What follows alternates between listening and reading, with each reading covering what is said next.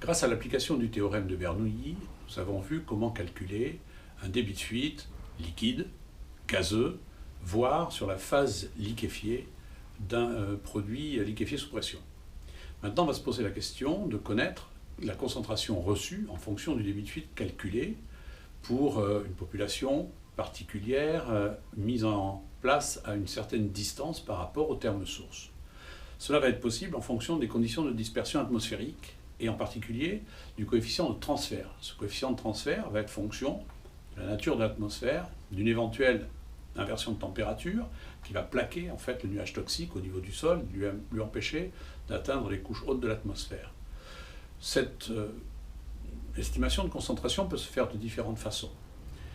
On a un modèle anglo-saxon, dit modèle de Pasquill, et on a un modèle français, dit méthode CEA ou méthode de Doury.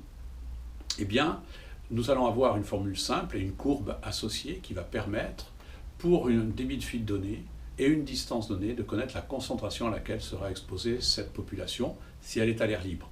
À partir de là, on pourra voir tout l'intérêt, par exemple, de la mise en confinement, qui va permettre de réduire considérablement la concentration reçue par les personnes qui ont réussi à se mettre à l'abri dans des conditions de confinement.